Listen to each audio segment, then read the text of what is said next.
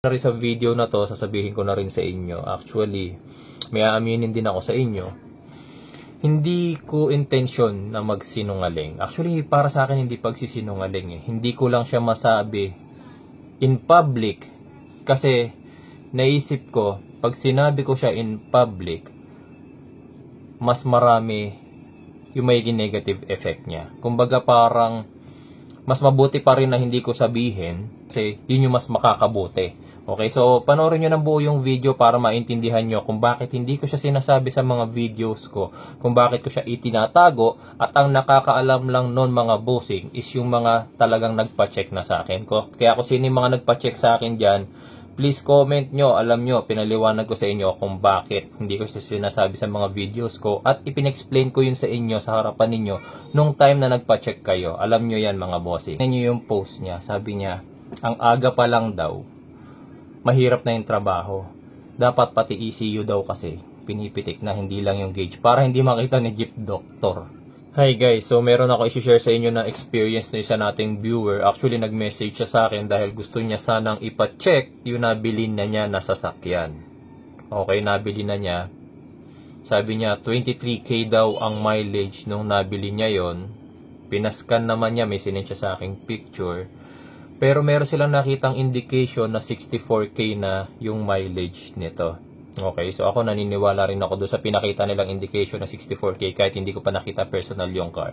So, i-hide ko na lang mga bossing yung name ni ma'am. Okay, para syempre privacy niya rin and yun din naman yung pakiusap niya. Okay, pakita ko muna sa inyo yung conversation namin. Sabi niya, hi, saan po kayo based?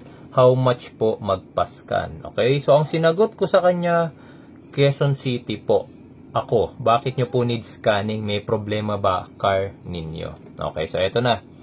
May nabili po kasi kami second hand car. May sticker na nakalagay ng Shell gasoline station.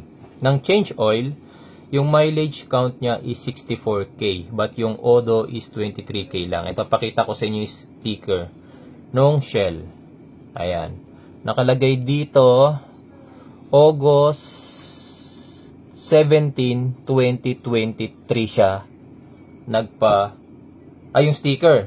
So kung sino man yung nagpa-change oil nito, August 13, 2023 pa. Today is July 18, 2024. So mag-iisang taon na.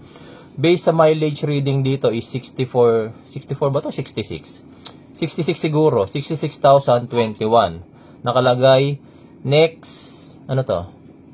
Mileage of next PMS 71,021. So 66,000 nga to. So August 13, 2023, 66,021 na siya.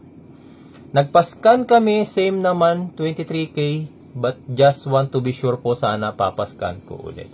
Okay, so ito yung resulta ng scanning. Hinide ko, makikita nyo dyan sa baba ng read data stream, na hinide ko yung pangalan, car make nung sasakyan. Ito yung reason guys. Mamaya maiintindihan nyo bakit ko hindi sinasabi na hindi ko sinasabi itong bagay na to. Ha? Kasi nga, sa totoo lang mga bossing, eto sinabihan ko na rin naman to si ma'am. May mga sasakyan po talaga mga boss na hindi na nakikita sa scanner ang original mileage. Bakit hindi nakikita sa scanner? Kasi mga bossing, may mga sasakyan na hindi nagre-record ng mileage ang computer box, ang powertrain control module, ang ECU, ang TCM, okay? So kahit hanapin mo ang read data sa lahat ng modules niyan, wala kang makikitang original mileage. Ang nagre-record lang ng mileage is yung gauge, yung cluster gauge niya, yung kanyang panel. Ang problema, si panel nga po ang tinatampered. Kaya kapag natampered na siya, hindi na nakikita ng scanner. Nangyari po yan. Kung matatandaan ninyo yung video ko dati, ito, panoorin nyo itong video ko na yan. Nakalagay dito sa kanyang timing belt replacement, May 21, 2022, 168,000 na raw yung kanyang natakbo. Kaso, mileage dito is 126,000. Ako, 2009 model pa naman to. 2009 model, hindi nakikita yung mileage. Kaya so makikita ninyo, same situation ni ma'am. hindi nakita sa scanner yung original mileage ng car. Pero, saan ko nakita yung mileage? Nasa timing belt. Nasa PMS din, okay? Kasi nagkataon na yung sasakyan nagpa-change ng timing belt. So, yung mileage dun sa timing belt ang inilalagay kung kailan nagpalit ng timing belt. Para alam ng susunod na mekaniko, if ever na hindi man siya yung magpapalit in the future, alam ng susunod na mekaniko kung kailan huling napalitan. Date and mileage. Okay. Merong mga sasakyan, mga bossing, na kapag na-tampered na hindi na po talaga nakikita ng scanner. Wala po sa scanner ang problema, mga boss. Ang problema po is nasa system ng car. Yung car mismo, gaya na sabi ko kanina, hindi nagre-record ng mileage. Yung computer box, yung TCM, transmission control module, PCM, powertrain control module, at yung iba pa niyang module. Hindi sila nagre-record ng mileage. Kung ano yung mileage na nasa gauge, yun lang ang pinagbabasihan. Wala na pong iba. Okay? So, ito tuloy natin. So, sabi ko, yan yung scan daw kahapon, tapos yun yung sticker, pinakita ko naman na sa inyo. Okay. To make it further, okay, so, sinabi ko na sa kanya, yung kagaya na sinabi ko sa inyo ngayon. Tapos, sinabi ko rin sa kanya, ma'am, yung car brand nyo po. Yung exact model po na yan, hindi po talaga nakikita ang mileage dyan. Pasensya na po. Kung tama, kung sa Shell, ganun yung nakitang mileage, mas naniniwala po ako sa Shell. Ang pagkakamali ni seller, hindi sila naging observant. Naiiwan nila yung sticker ng Shell ng PMS. Ngayon, anong naging nangyari? Anong ginawa ni buyer? Sinoli niya yung unit.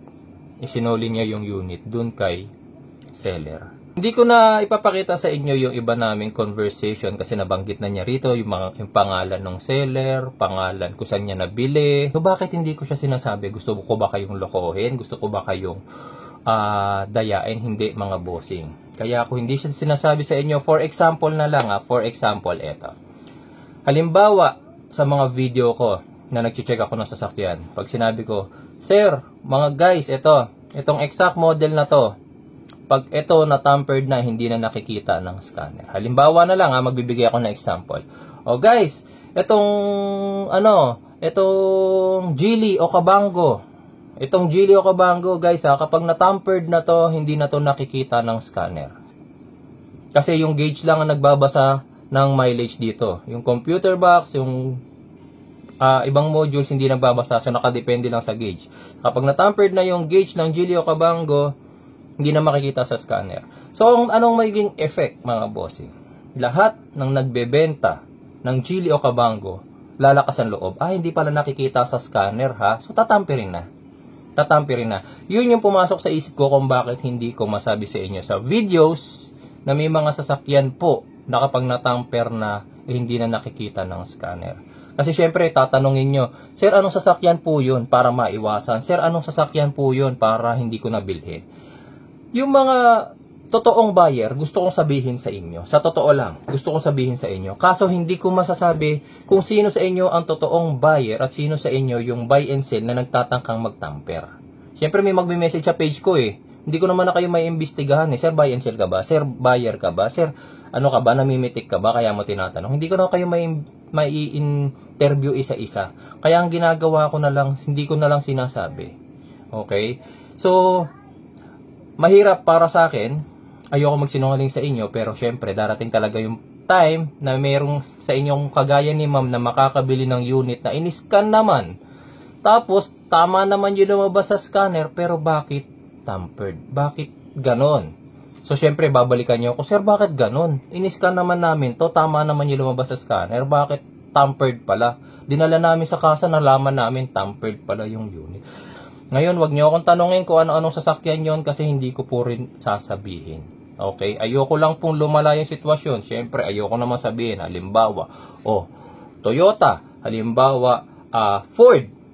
Yung Ford. Naka-Ford ako, di ba? Pag sinabi ko, lahat ng Ford, pag natamper to, hindi na nakikita ng scanner. Di ba? Lahat ng nagbebenta ngayon ng Ford, malakas na loob na magtamper. Kaya sana maintindihan nyo kung bakit hindi ko po sinasabi.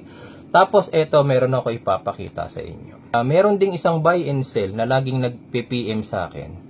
Kasi yung mga buy and sell na yan, sila? Parang grupo sila, may group chat or anything. Hindi ko alam kung paano niya nakita to, Pero parang kasama ata sa grupo niya o friend list niya itong isang namimitik na to. Tignan niyo yung tignan niyo yung post niya. Sabi niya, ang aga pa lang daw, mahirap na yung trabaho. Dapat pati ECU daw kasi pinipitik na, hindi lang yung gauge para hindi makita ni Jeep Doctor. Imagine ninyo, di ba? Ganun na nila ini-effortan, which is alam ko rin naman po na totoo. Okay, tapos ito, meron pa akong isang papakita sa inyo na dati rin nila akong hinamon. Patunay guys na ang hirap na talaga ngayon kasi lahat na kayang pitikin. Ultimo yung mileage nung sa computer box may nanghamon pa nga sa akin dati dyan. Sabi niya, boss, gawa tayo video kung paano ko i-program yung Odo. Either pataasin ko or pababain yung unit natin na gagamitin pinaka-paborito ng scanner mo. Tapos ipapafind out ko sa iyo yung exact Odo kung ilan. Pag nahulaan mo, bigyan kita ng 500k. Pero pag hindi, ako bigyan mo ng 500k deal. Imagine guys, kaya niyang makipagpostahan ng kalahating milyon. Kasi nga, pipitikin daw niya yung Odo. Hulaan ko daw gamit daw yung scanner ko. Alam niyo kung bakit hindi ako nakipag-deal sa bagay na yan? Kasi noon pa, alam ko naman na kaya nyo talagang gawin yan. Kaya talagang gawin yan ng mga namimitik. Ang nakakalungkot lang na bagay, yung iba kasi, mga bossing, ginagamit na yung talino sa maling paraan. Okay? Kawawa naman yung ibang mga legit technician na pinipilit maging patas. Okay? Marami pa rin naman guys, mga car dealer, mga buy and sell, mga legit technician na pinipilit maging patas. Kawawa sila, bakit? Nadadamay sila sa ginagawang kalokohan nung mga hindi patas lumaban.